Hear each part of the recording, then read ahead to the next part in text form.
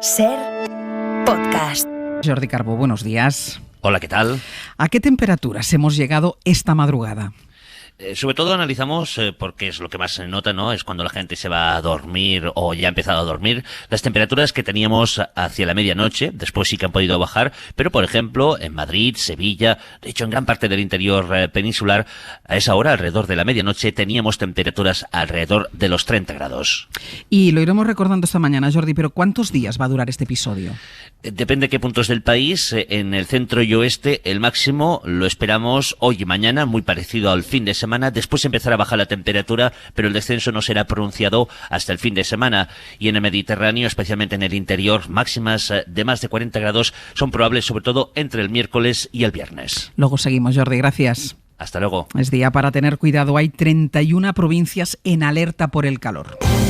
Hola, muy buenos días. Pendientes de las temperaturas, empieza una semana que va a ser muy política. Lo será por Andalucía, que vota el domingo. En eso sí coincido con el señor Espada. Si salimos todos a votar, ganamos todos. En estos 3 años y medio no se ha hecho absolutamente nada más nuevo o mejor. A todos los compatriotas extranjeros, inmigrantes legales, son perjudicados directos. Que nos quieren hacer creer que va a ganar la derecha sola o con la extrema derecha. Ese guión hay que cambiarlo. Para que el conjunto de la ciudadanía en Andalucía tenga igualdad de condiciones.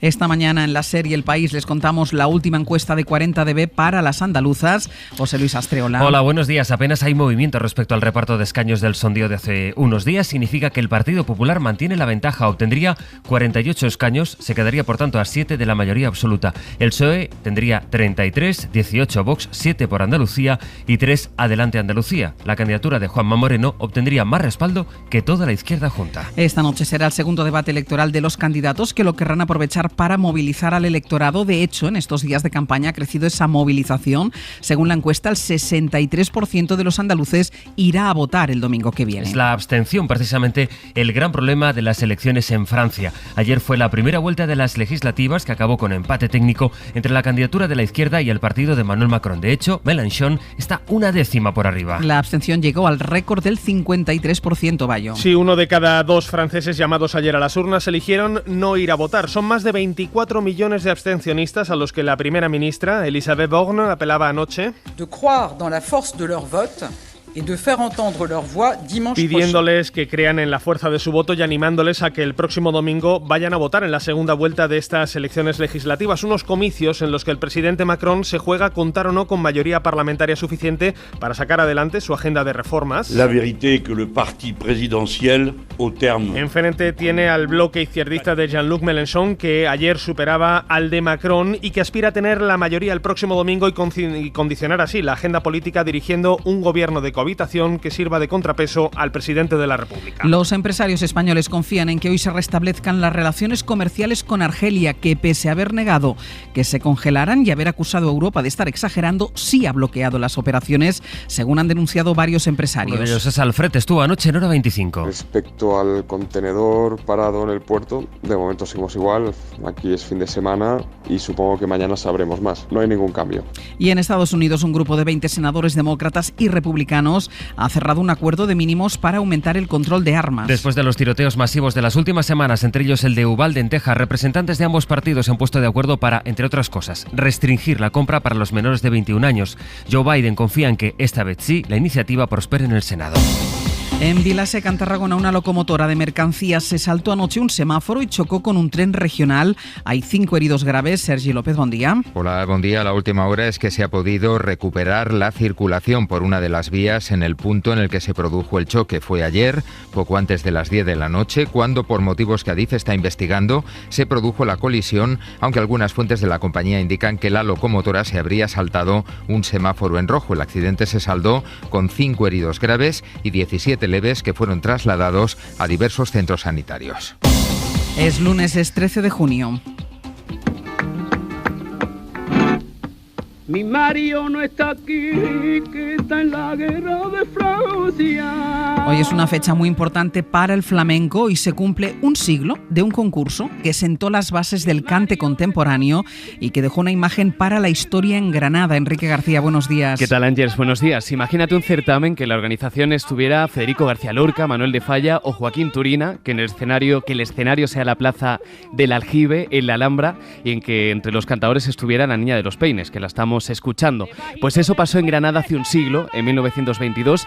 El 13 de junio se celebró el concurso de cante jondo de Granada, o cante primitivo andaluz. Fue un concurso histórico que quiso buscar el cante más puro, el de la calle. Las bases fueron estrictas, crearon polémica, solo podían presentarse mayores de 21 años, no podían ser profesionales, no podía haber gente cantando en cafés ni en teatros, aunque el premio era suculento. Había 8.500 pesetas en juego y 300 pesetas para cubrir los gastos del desplazamiento. Ganó el Tenazas de Morón, a quien escuchan, junto a Manolo Caracol, y cuando el Tenazas cantó frente a la Alhambra, Antonio Chacón, miembro del jurado, dijo que eso era cantar por derecho. Y no le faltaba razón. El calendario apremia ahora sí, comienza la última semana de campaña en Andalucía y el domingo comprobaremos cómo es la movilización a la que se aferra la izquierda y a la que ahora se suma la derecha ante el temor de que su electorado asuma que ya está todo hecho. El domingo sabremos qué electorado se movilizará más y qué efecto tendrá en el resultado de las urnas. Es previsible que suban los decibeles en el debate de esta noche en la televisión pública andaluza y es previsible que cambie algo en una campaña que empezó plana. Los candidatos han calentado motores este fin de semana con el desembarco de los líderes nacionales. Estuvo Feijóo con Juanma Moreno y estuvo Sánchez y varios presidentes autonómicos socialistas apoyando a Juan Espadas. Yo no sé si el domingo va a haber o no viento de levante. Espero que si hay viento de levante el domingo llene las urnas de votos del Partido Popular. Sabemos muy bien cuál fue la respuesta que dio la derecha a la crisis financiera, en forma de recortes, de ajustes al estado del bienestar y de devaluación salarial y precariedad laboral. Lo contábamos en portada el sondeo que publicamos esta mañana en la SER y en El País. Da una victoria al PP con 48 escaños, sumaría más que toda la izquierda y se quedaría a 7 diputados de la mayoría absoluta. Aunque más del 30% de los andaluces prefiere un gobierno de izquierdas, mientras que un 27,6% apuestan por un pacto PP-Vox. El PSOE se quedaría con 33 escaños, 7 por Andalucía, 3 Adelante Andalucía, y dejaría a Ciudadanos sin escaños. Inés Arrimadas estuvo ayer apoyando a Juan Marín y Yolanda Díaz e Íñigo Errejón hicieron lo mismo con la candidata Inmaculada Nieto. Se lo digo muy claro al señor Moreno Bonilla como andaluza. Aquí ya tuvimos 40 años a un partido socialista con las manos libres sin que les molestara a nadie para hacer lo que sea. No cabe la resignación, porque lo peor que le pasa a los pueblos es que nos roben el futuro. Y con la candidata de ultraderecha estuvo la líder extremista italiana, la portavoz de Hermanos de Italia, Giorgia Meloni. No hay mediaciones posibles. Sí a la familia natural. No a los lobbies LGBT. Ante los aplausos del auditorio y de la candidata Macarena Olona.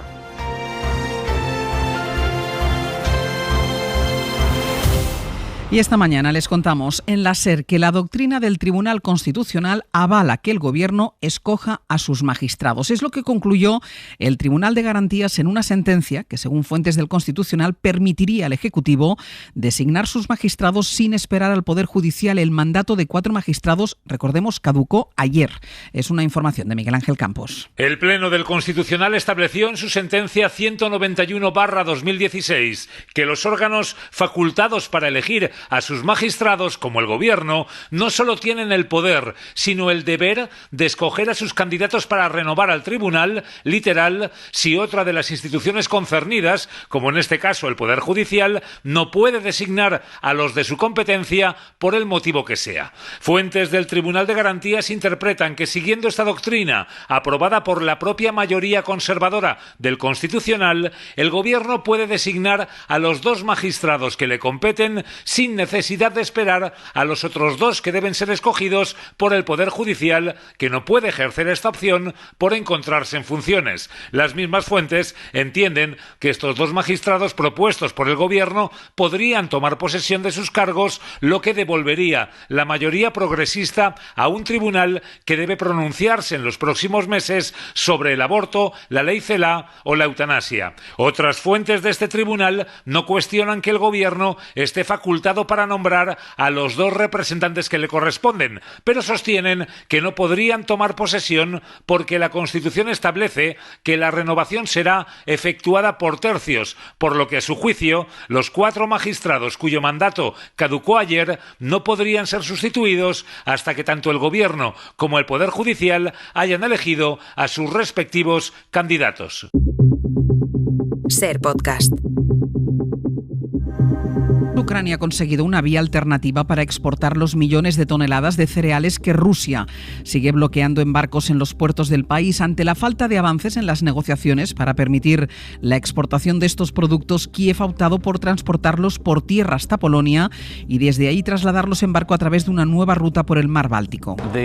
Those 22 million tons of grain that are now blocked in the ports, in the Ukrainian seaports, blocked by Russia. 22 millones de toneladas de grano siguen sin poder salir de los puertos, decía ayer a Reuters el viceministro de Exteriores ucraniano. Este país es el 4º exportador de grano en todo el mundo y esta ruta, según el gobierno, es un parche que no soluciona los efectos dramáticos que el bloqueo tiene y va a seguir teniendo en el comercio mundial.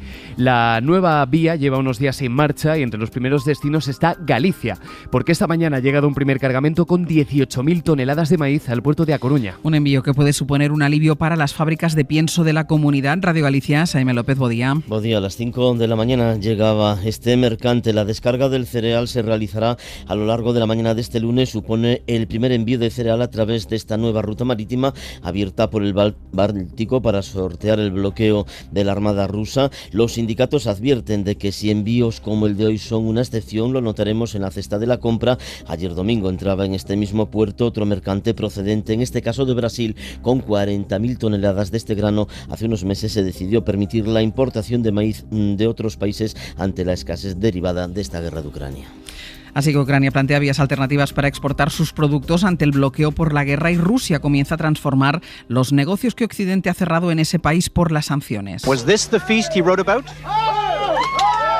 Así habría en 1990 el primer McDonald's en Rusia y así habría ayer una nueva cadena que en castellano se llamaría algo así como Sabroso y punto.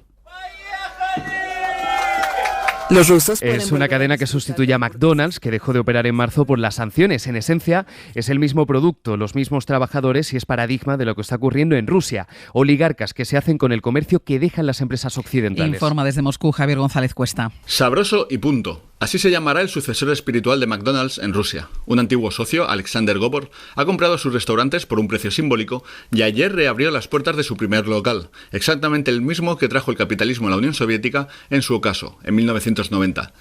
La cola de entrada era enorme, aunque rápida. Los 2.000 rusos que permitían su aforo se encontraron un menú bastante parco para ahora en productos. Pocas hamburguesas, postres y bebidas, y Gobor tiene vetado vender Big Macs. Su alternativa, la Gran Deluxe, es muy simple en comparación. El capitalismo decepcionó a los rusos, que ahora solo tienen esperanzas en sí mismos, decía ayer Mikhail Gazmanov, un cliente que estuvo también en la apertura de 1990. Muchas empresas occidentales han comenzado a dejar el país por los riesgos de negocio y ahora están siendo adquiridas a precios de saldo por los empresarios rusos. Las 7 de Hoy por Hoy. Ser Podcast.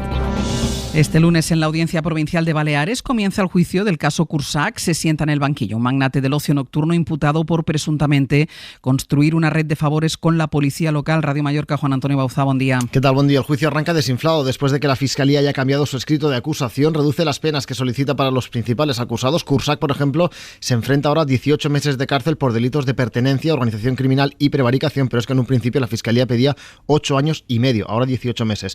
El juicio arranca hoy con cuestiones previas y con las defensas pidiendo la anulación de todo el procedimiento y más después de conocer que al juez y el fiscal de instrucción, el de la investigación, se van a sentar en el banquillo por amenazas, detenciones ilegales o coacciones, entre otros. Si se cumple con el calendario inicial, quedan por delante 150 días y acabará en abril del año que viene. Y de la crónica internacional, comienza una semana intensa para el gobierno de Boris Johnson. Tras sobrevivir a la moción de confianza, hoy hará 2 anuncios muy relevantes: cambios en el protocolo de Irlanda del Norte y un nuevo criterio para deportar a migrantes sin papeles. Corresponsal en Londres, Begoña Arce. 2 asuntos muy controvertidos que crean grandes tensiones centran la semana política británica. Y con los 2 tratará de sacar provecho Boris Johnson para reafirmar su liderazgo en el Partido Conservador. Por un lado, hoy se presenta la legislación para eliminar unilateralmente elementos clave del protocolo para Irlanda del Norte como parte del Brexit. La ministra de Asuntos Exteriores, Liz Truss, desvelará el contenido de esa revisión que violaría la legislación internacional según la oposición.